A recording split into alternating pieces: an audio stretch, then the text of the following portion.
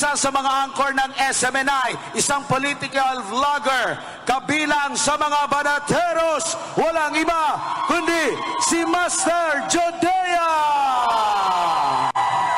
Duterte! Duterte! Duterte! Duterte!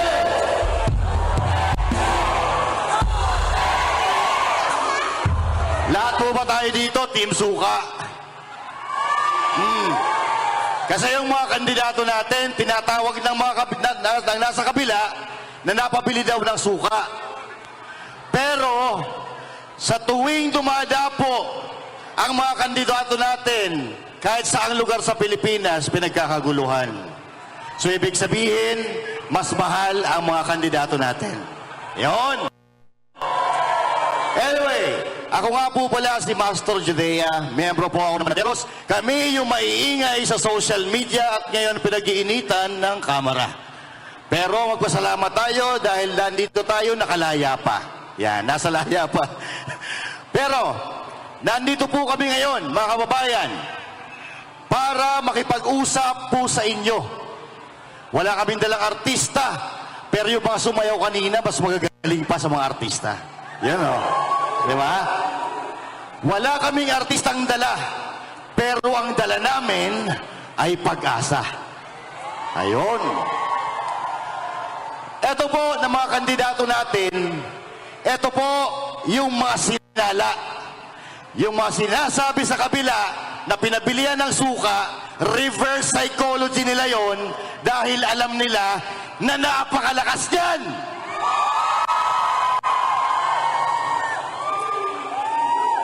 Bakit? Ano ba itatapat nila dito? Halimbawa, number 58, si Pastor Apollo Sikibuloy, na gustong-gusto niya sana kayong makausap, pero nandun siya nakakulong dahil pinag-iinitan, kinulong ng walang kasalanan.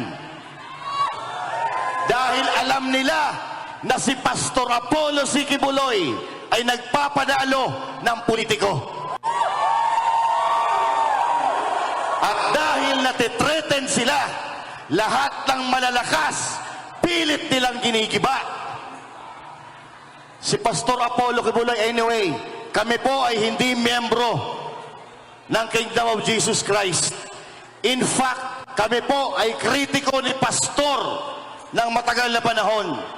Pero ang ginawa ni Pastor, imbis na kami ay kagalitan, kami ay kanyang inimbitahan para mag-obserba doon sa kanyang kaharian.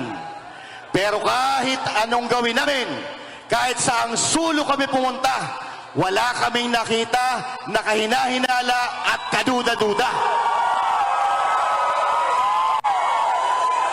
At imbis na kami ay magduda, kami ay namangha kung anong mayroon ang nagawa ni Pastor Apollo Sikibuloy. Kaya naman, mga kababayan, pilit po nilang sinisiraan. Pero, hindi po yan ang pinunta namin dito. Ipinunta namin dito para iawit po sa inyo ito ng mga kandidato natin. Kami po ay nakikiusap at hinihingi po namin ang tiwala ninyo. Hinihingi namin ang tiwala ninyo na iboto nyo po ang mga ito. Hindi na kami mangangako. Tingnan nyo na lang po yung kanilang mga track record. Hindi kami mangangako, pero ang isusukli ng mga kandidatong ito ay maka-Diyos, maka-tao, at di kalidad na serbisyo.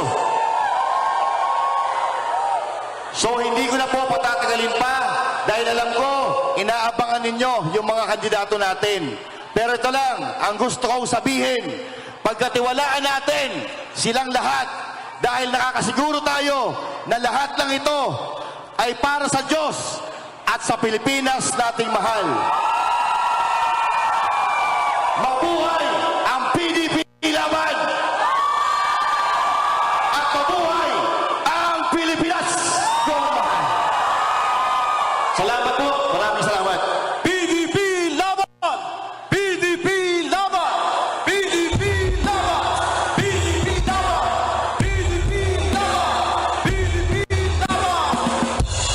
Ayusin natin ang Pilipinas. Handa na ba kayo mga kababayan ngayong 2025? Nasa ating mga kamay ang susi para maayos ang Pilipinas.